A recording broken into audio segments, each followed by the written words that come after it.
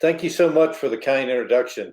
Again, I am Walt Green. I'm a partner with Phelps Dunbar, working mainly out of the Baton Rouge and New Orleans office, and I specialize in data privacy and providing guidance to our clients regarding state, local, and international laws regarding cybersecurity, and work closely with Ralph Russo on many issues. So as we would begin, I think the things we need to talk about when we look at our reimagined economy are twofold. One, that we have the ever-increasing cyber threat of the last several years that continues to affect our businesses and our economy. Second, of course, is the COVID realities. The COVID reality of people of working remotely, that we're not going to be working in the office together as much, which means data security and privacy issues may result from working home more often.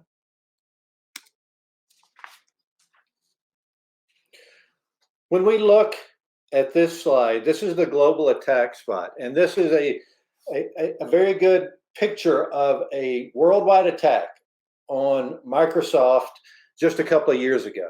And you can say, why does that affect us here at Tulane at our business forum? And the main reason is that it's not just large businesses that are being attacked now.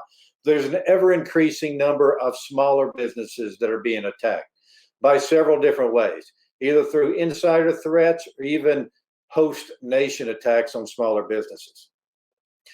Unfortunately for small businesses, there's a 6 out of 10 chance that small business owners being defined of being in charge of businesses less than 500 employees, will be out of business within 6 months after a major cyber attack on your company. Why is that? There wasn't enough cash availability to recover from it. There was no insurance to rely upon. Further, you may have lost goodwill with your clients, and you may have lost business to your competitors, or you may not have been able to recreate the information that you lost.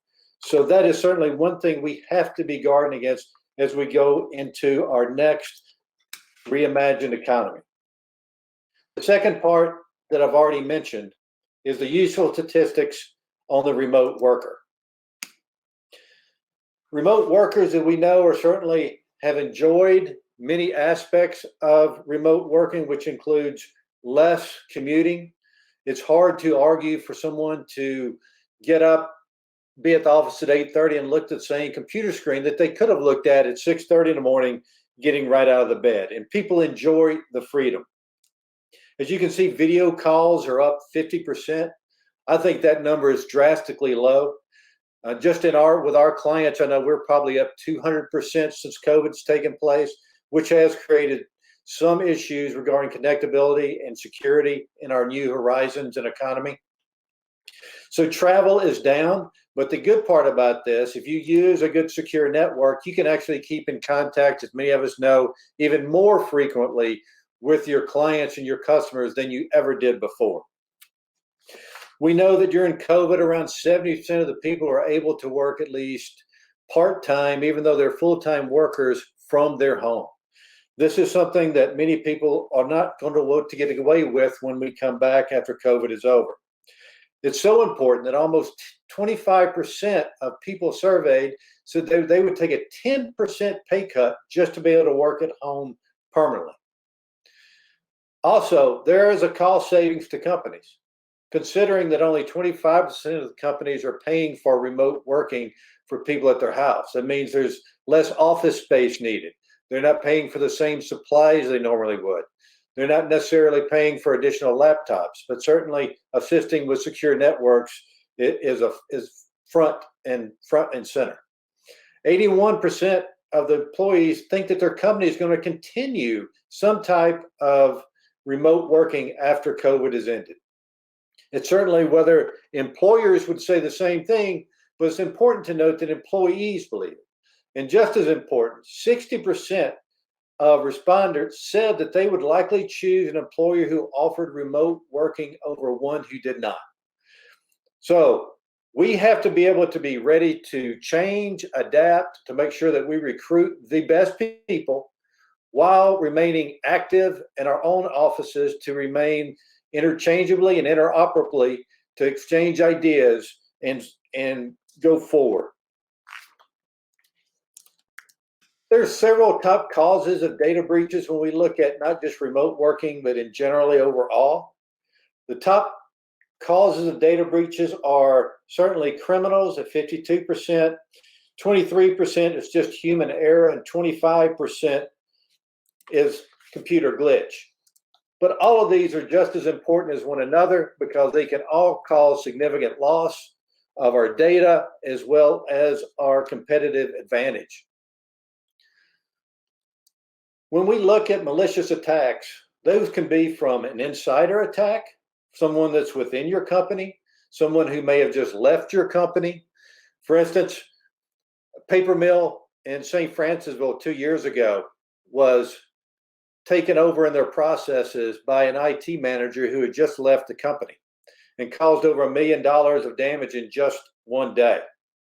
When we look at malicious attacks at host nations, for instance, just recently, Iran was credited with phishing attacks on our U.S. service members who was able to get PII from our service members, certainly for nefarious causes.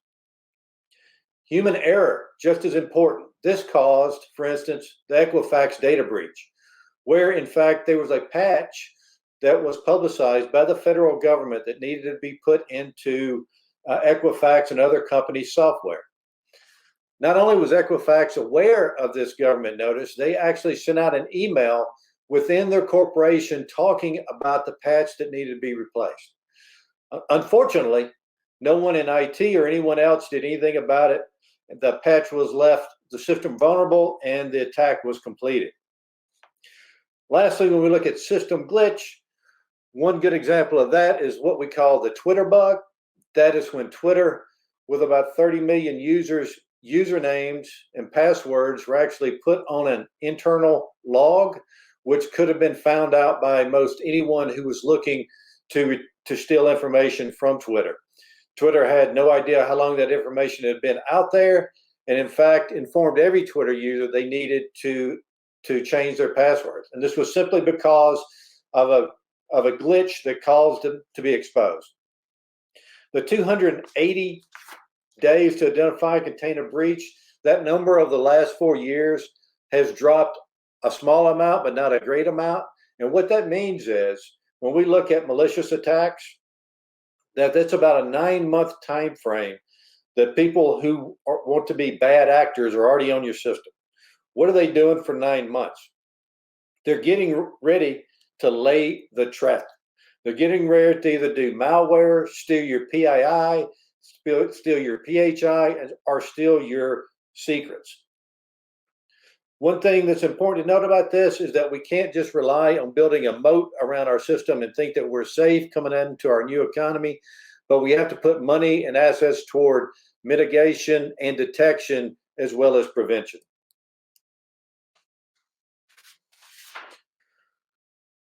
Recently, phishing attacks for 2020 continue. Phishing statistics for 2020 show that 95% of successful attacks are now spear phishing. As many people know, several years ago, we all got emails from the king of Nairobi who had been dethroned and needed $20 million in an escrow. If we only gave him a little bit, he would be able to give us that money. Those days are gone, unfortunately, and now they're using social media. They're using media sites. They're also using our own company's websites to get information and then go online and use a spear phishing attempt.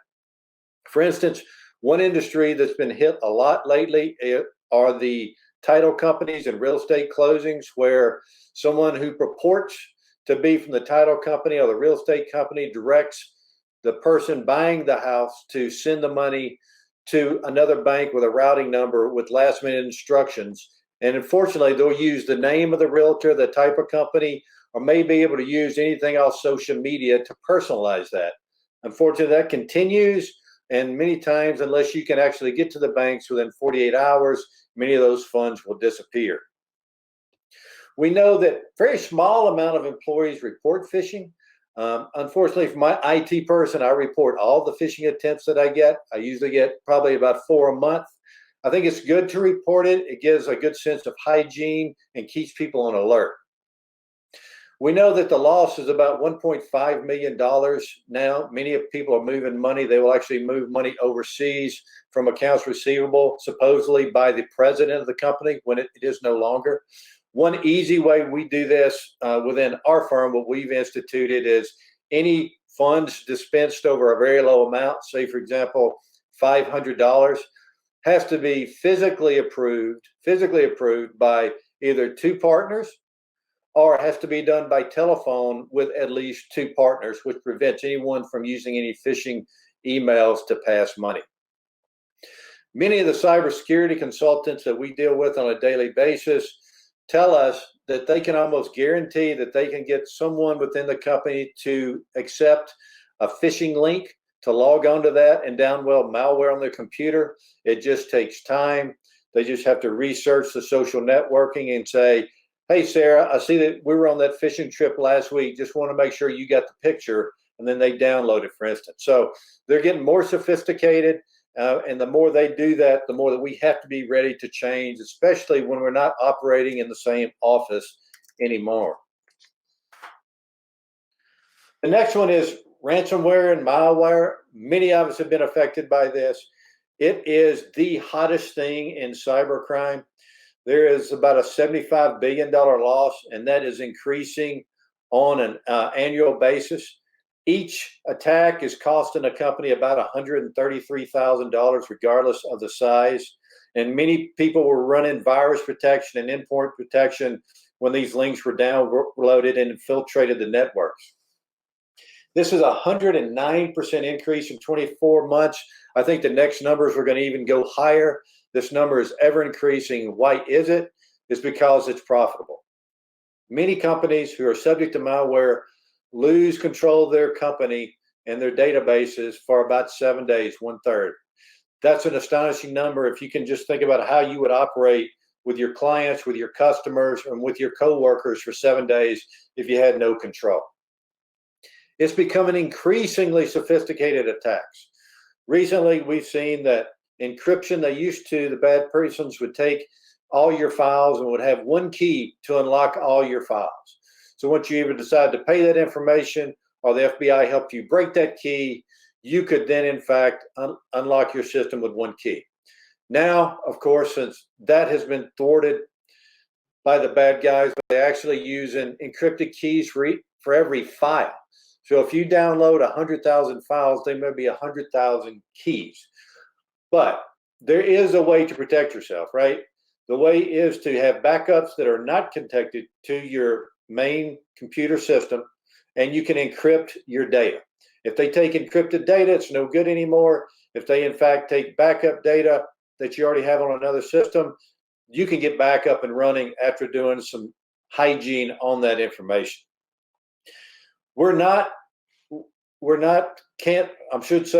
Nonprofits are increasingly being attacked.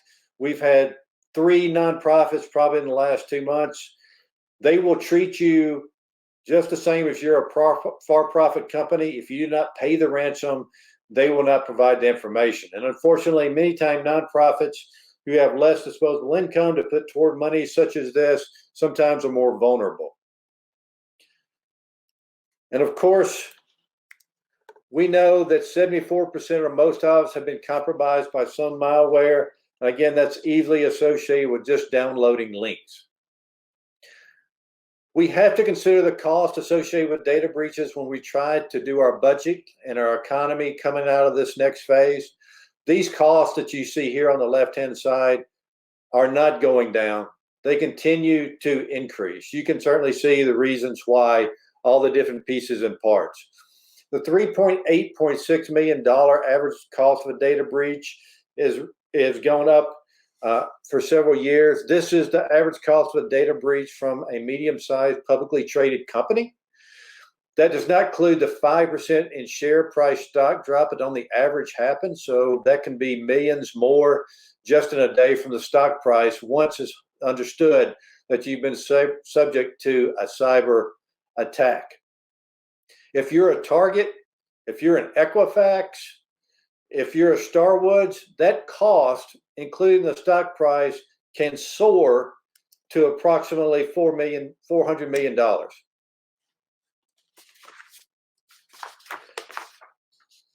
Very quickly, to let everyone know as we go through our next economy, one thing that people have to be concerned with is you're saying, hey, why are we concerned with the California Privacy Act? People want more control of their information. They want to be able to opt out of data sharing. They want to know how you're collecting their information. And so this is just California's that grew out of the GDPR of the EU, but this isn't a standalone. Advocates want more control of their data. It's going from Colorado to New York. There's a very similar bill that in New York that already has the benefit and the support of the new governor, as well as one in Florida that has support of their current governor. So this is coming into play. We got to prepare for it. And part of that is privacy policies, retention policies, and being aware going forward of how we deal with additional regulations. What can we do to be prepared is have your cyber incident response plan, one, have it up to date. The 25% that have no plan has dropped drastically over the last 3 years. That used to be around 72%. Now only 25% of companies don't have a plan. Unfortunately, even for companies that do have a plan, the 75%, once they look at it one time, they never use it again. So have a plan. Who's going to be your employees that you want with you? How are you going to communicate when you don't have email? Who's going to interface with your clients who are worried or concerned? Who's going to be concerned with law enforcement and trying to work with them, as well as shareholders, employees? Now, many of us in small businesses may not have the assets to just have someone do one for you. I would offer that the National Institute of Standards and Technology, a federal resource, is a great way to get started. You can take a look at your business from their standards. They will help you develop a cyber incident response plan based on a very detailed outline. They provide guidelines and tools, especially for small business. Small business section was added a couple of years ago. It has a ton of free resources, and I would ask that you take a look at that, especially if your budget does not allow for private consulting. And finally, I would turn to cyber insurance. I would advise that everyone at least take a look and talk to your cyber insurance partner, to at least talk to your broker. Now, if you're a small business, understanding that premiums, if you have a lot of add-ons, can be expensive, but just look at getting coverage for your out-of-pocket expenses. How much would it cost you to get your system up and running again? How much would it cost to get the forensics done? And what would be the cost of the loss of business during that period of time? You don't have to necessarily add on hotline monitoring and credit monitoring and data breach attorney, but I think you will find that many of the pure out-of-pocket expenses can be a reasonable policy to buy. They will help you be your partner. They don't want you to be part of a breach because they don't want to pay your money out to you. Just common sense. They many times will have data breach attorneys that are built into their policies, as well as providing forensic vendors at lower cost, call centers, and credit monitoring. They're already on their panels. So again, please take a look at that. And I will just leave you with three things before I turn it over to Ralph in the Reimagining the Economy, is encrypt your data to make sure no one else can use it. Back up that data so you don't become a victim of malware, and look at ensuring your losses in the event of a cyber attack to make forward for you as a small business. You go forward and not be one of the 6 months companies that are found in the statistics. We certainly appreciate it. And I'll turn it over to Ralph now. Thank you very much, Walter. Hi, I'm Ralph Russo. I'm the Director of Information Technology Programs at Tulane University's School of Professional Advancement. Great to be with you today. So, given Walter's presentation, first I'd like to talk about what we do at Tulane University's School of Professional Advancement's Information Technology Programs Department. As the director, I oversee several of our degree programs, including our Bachelor of Science in Information Technology, which has a cybersecurity concentration in addition to those others that you see. We also have a couple of master's programs, one in IT management and a Master of Science in Cybersecurity Management. And we offer graduate certificates. All of our programs have 325 plus hands-on labs We have capstone courses, and our programs have been built from with ABET and Association of Computing Machinery Standards for IT programs. So, given that, I'd like to talk a little bit about what's changed. So, as we heard from Walter, it's there's a lot of risk, and it's more important than ever to be secure in this, to survive and thrive in this reimagined economy. So, what has changed? Well, given bring your own devices, Internet of Things, cloud, and especially remote work, this premise of inside versus outside was never completely legitimate, and now more than ever, it's not really applicable. We built our security, however, like M&Ms, hard on the outside, but pretty soft on the inside.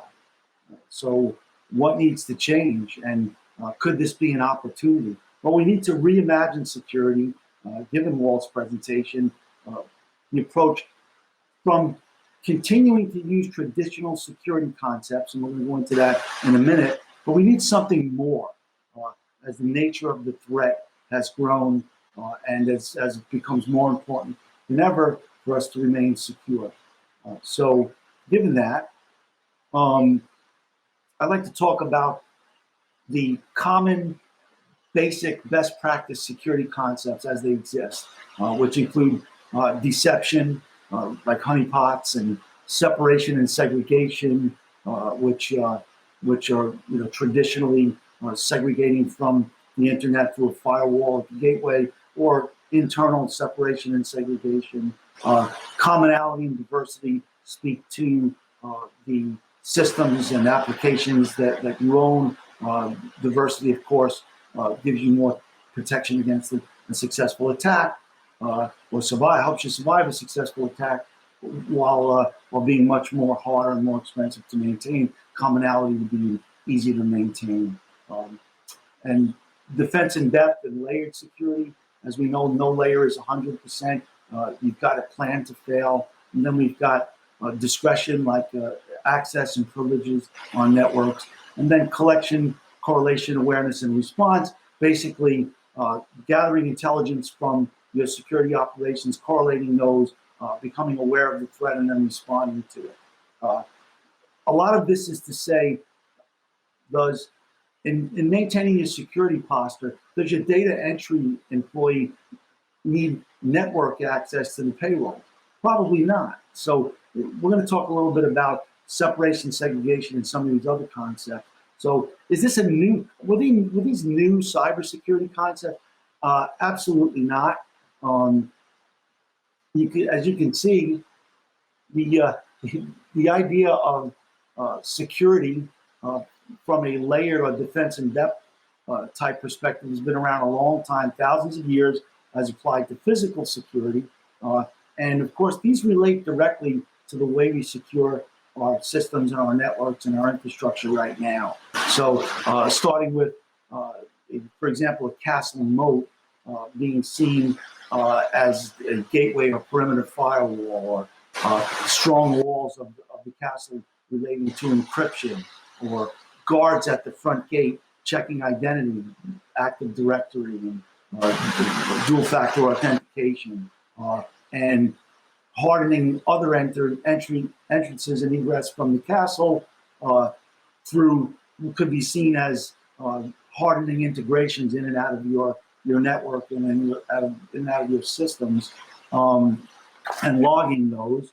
And then you can look at watchtowers as intrusion detection, intrusion prevention, and system event management, watching over what's going on your network. And finally, segregation in that network, internal firewalls relating to inner keeps or inner parts of the castle. So you see, this kind of concepts have been around a long time, and this is basically the approach we've taken so far, all right? But the problem is that in this type of a situation, if you're authorized to get into the castle, once you're in, until you hit that inner keep, you can pretty much do whatever you want, and you can come in with whatever you want. And that's a problem. And the same problem exists on our infrastructure, on our networks right now.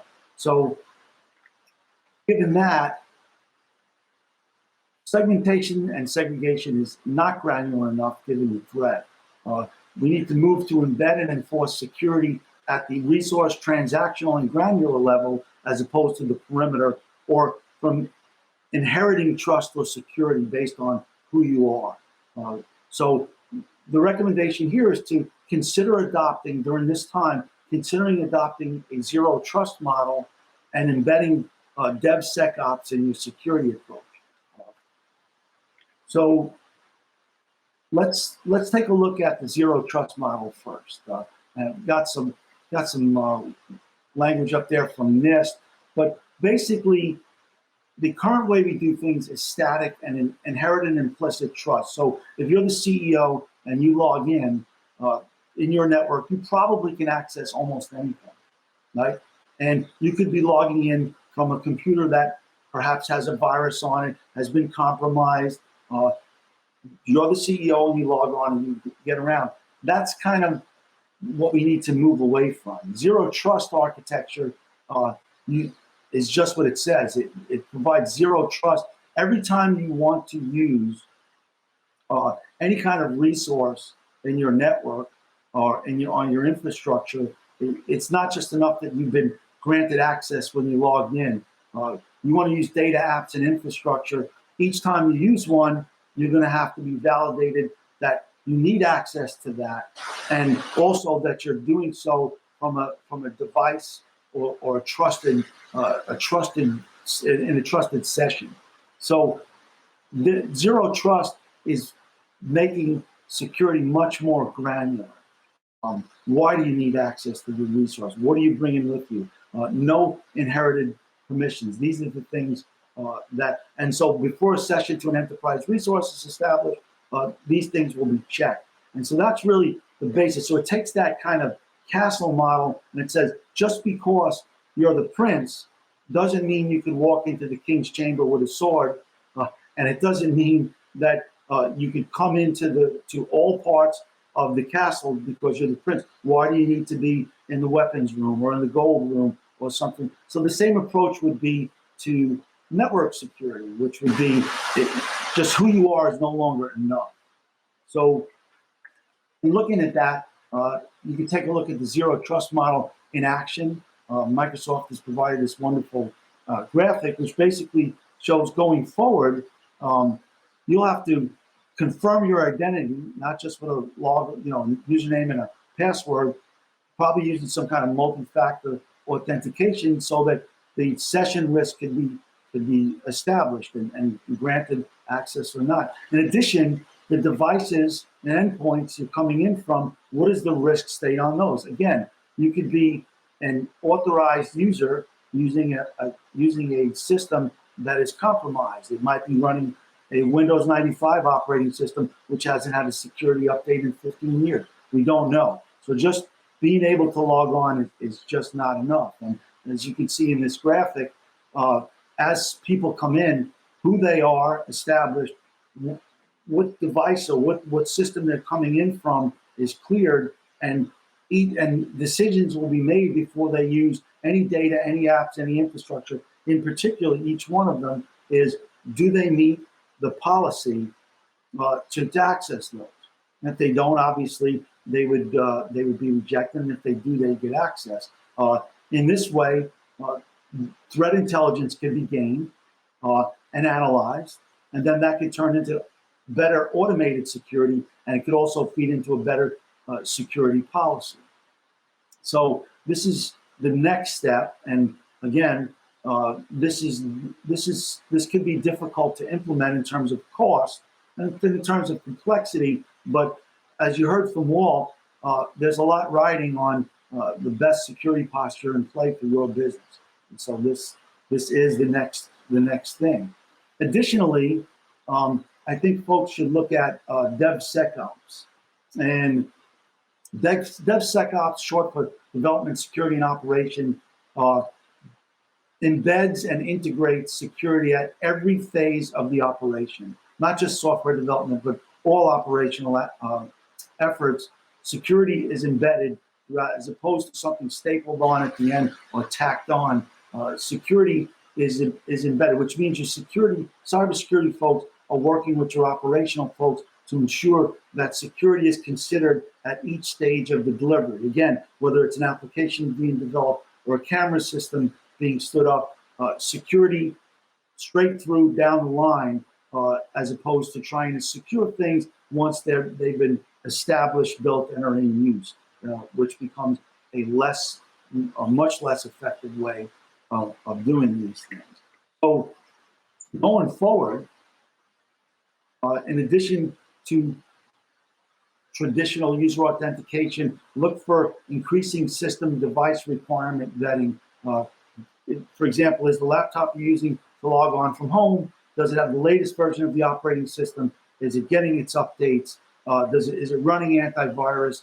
Has the antivirus found anything? That kind of stuff.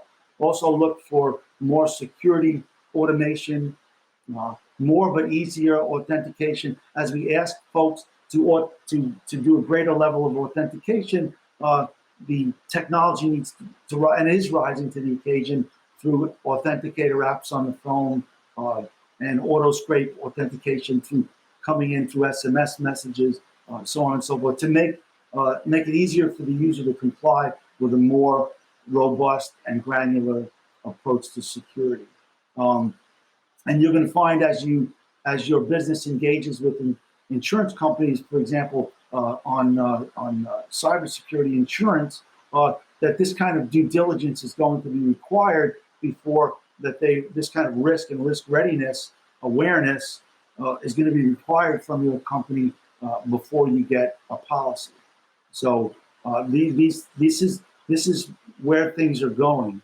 And last but not least, from the perspective of your business, your customers are having increased expectations around privacy and security. So the whole, oh, I'm sorry, we were hacked, is not going to cut it. There's deep impact on businesses, and that impact is getting worse as companies are seen to be weak on security. And when they get hacked and you lose your customers' information, you'll pay a high price. So security is a funny thing. It costs money. It doesn't usually make money unless you're a security company. It costs money, doesn't make money. So oftentimes it gets kind of backburnered. But the reality is it doesn't make money until it saves your business. In which case you won't know 100% of the times your business would have been destroyed when you're protected properly.